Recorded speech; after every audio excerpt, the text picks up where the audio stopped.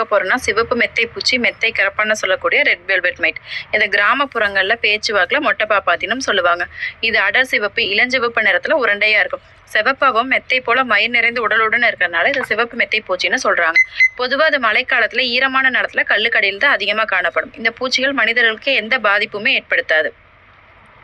வறட்சி காலத்துல மண்ணுக்கு அடியில 10 to 15 சென்டிமீட்டர் ஆழத்துல உறங்கும் நிலையில அது இருக்கும். இதோட வாழ்க்கையை சுழற்சி பார்த்தீங்கன்னா 6 to 12 மாதங்கள். அதிகமா இது 8 to 10 மாசங்கள் அமைதி உயிருடன் மண்ணுக்கடியில தான் இருக்கும். 2 to 4 வாரங்கள் மழை வரைக்கும் மட்டும்தான் மழைக்காலத்துல நிலத்துக்கு மேல வரும்.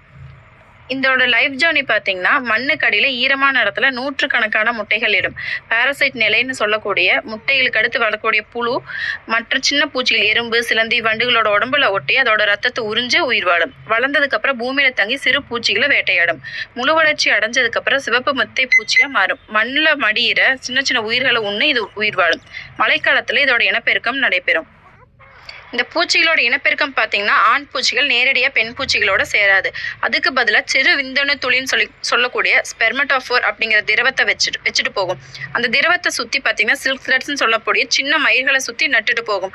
அந்த மயிர்களை தொடர்ந்து வந்த பெண் பூச்சிகள் அந்த திரவத்தை உண்டதுக்கு அப்புறம் அந்த முட்டைகளாக மாறும். இந்த முட்டைகளை மண்ணுக்கடியில் விட்டுட்டு போகும். இந்த பூச்சிகள் சிறிய நச்சு பூச்சிகளோட முட்டைகளையும் புழுக்களையும் வேட்டையாடி கொன்று சாப்பிட்டுட்டு வர்றதுனால இது பயிர்களுக்கு தீங்கு விளைவிக்கும் பூச்சிகளை குறைகின்றன. அதனால இது விவசாயத்துக்கு பயனுள்ள உயிரினம்னு சொல்றாங்க. இந்த பூச்சிகளை மழைக்கால அழகுன்னு சொல்றாங்க. ஏன்னா சிவப்பா பளிச்சுன்னு இருக்கிறதுனால மழைக்கால அழகுன்னு சொல்றாங்க. இந்த பூச்சியை உங்க ஊர்ல என்ன சொல்லுவாங்கன்னு கமெண்ட்ஸ்ல சொல்லுங்க.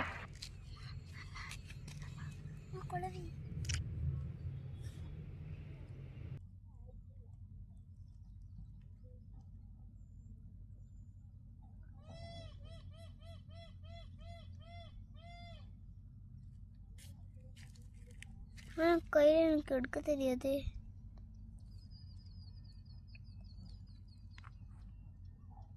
இவர் சுருங்கிக்கிச்சு.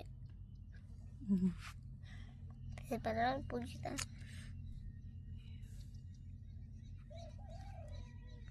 இது நம்ம வீடு